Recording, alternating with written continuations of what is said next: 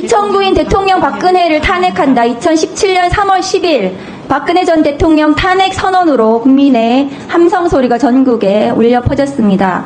박근혜 대통령 주요 탄핵 사유는 최서원 내 국정 개입 허용과 최서원의 이익을 위해 대통령이 자신의 지위와 권한을 남용하고 기업의 재산권과 기업 경영의 자유를 침해했기 때문입니다.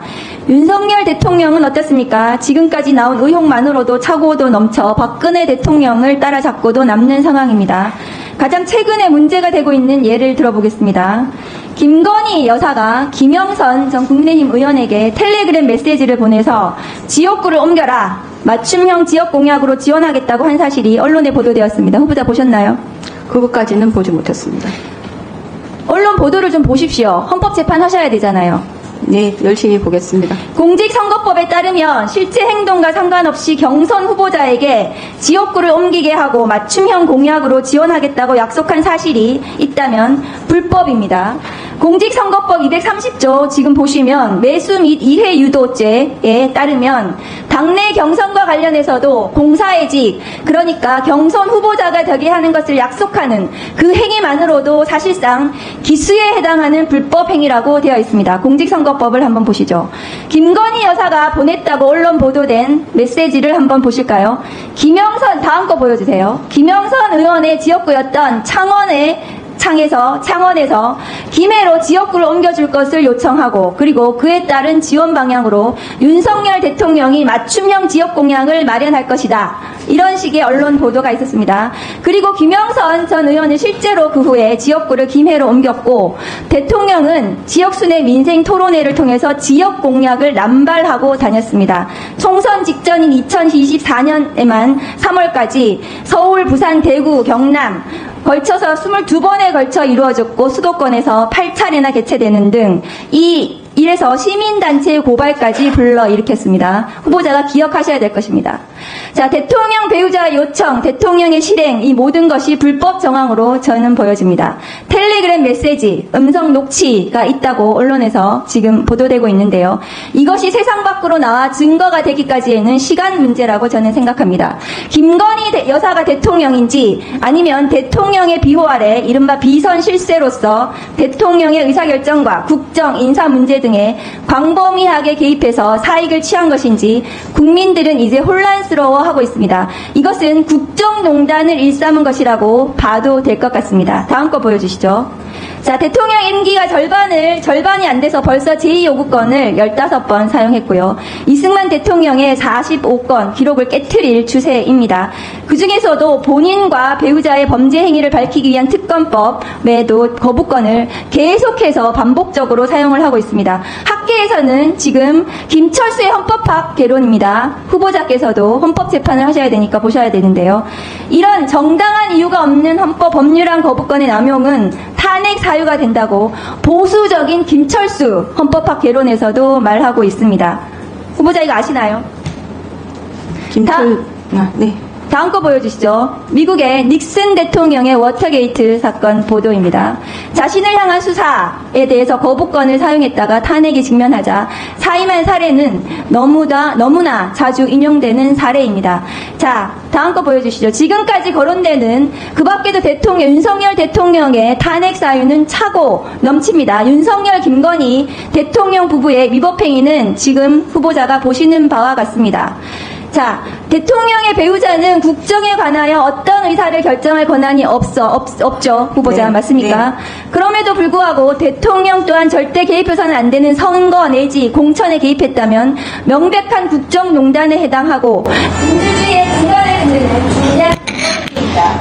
이것에 대해서 앞으로 윤석열 대통령에 대해서 탄핵 소추가 발의가 되면 후보자께서는 이 탄핵 소추안에 대해서 공정하게 재판할 자신이 있으십니까?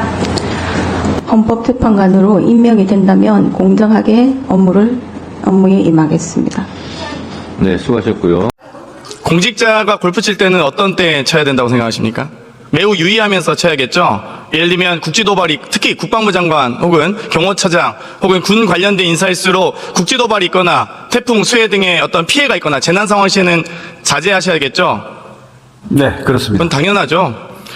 8월 24일 혹시 토요일 오후 혹시 기억하십니까? 언제 몇 년도 8월 24일. 몇 년도 8월 24일 말씀. 올해 8월 24일이고요. 올해 8월 24일 이요? 국방부 장관 지명되시고 나서 이 9월 2일에 있을 인사청문회 준비하기 전 한 일주일여 전 기간이 말씀드리는 겁니다. 네. 혹시 그날 일주일여 전이니까 인사청문회 준비하시고 계셨겠죠? 네. 지명을 8월 12일에 하셨고요. 9월 2일에 인사청문회가 있었습니다. 네. 예, 8월 24일 토요일 오후 네. 뭐 하셨습니까? 이랬을 겁니다. 인사청문회 준비하셨습니까? 그렇겠죠. 그렇겠죠. 그럼 혹시 이 한성대 골프장 혹시 알고 계십니까? 성남 비행장 예, 말씀하십니까? 그렇습니다. 네, 네. 알고 한성대 골프장은 예약 시간이 오전 6시부터 오후 1시, 또 운영 시간은 오전 6시부터 오후 7시 맞습니까?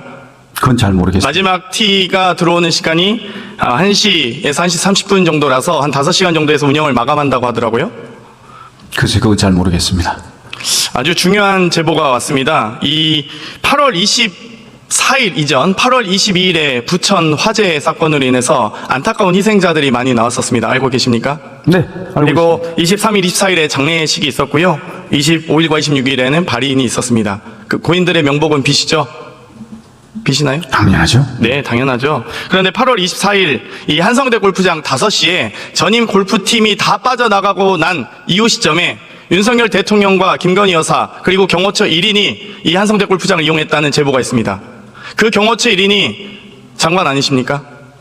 저는 거기 간 적도 없고 그날 저는 청문회 준비하느라고 정신없어서 그 상황은 전 알지를 못합니다. 이날이 아주 의미 있는 날이더라고요. 지금 22일 날이 중앙지검장이 총장에게 김건희 여사 무혐의를 보고했던 날이고요.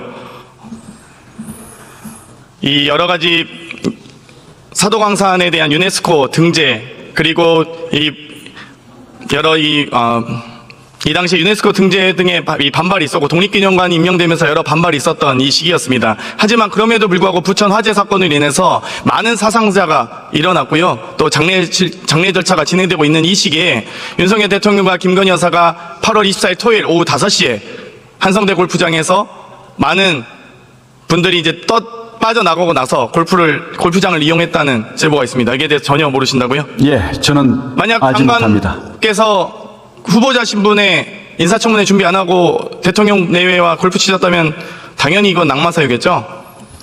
제가 옷을 벗을게요. 그러지 마세요, 제발. 아니 실세 장관이니까 워낙 이 국방부 장관이 아니라 국방부 상관이라는 제보도 있습니다. 아이, 그 제보만 가지고 그렇게 자꾸 이렇게 말씀하시면 안 됩니다. 사실 확인을 하셔야죠. 대통령의 감각도 충격이군요. 대통령과 김건희 여사가 나중에 확인하고 뭐 책임지시면 되겠습니다. 네.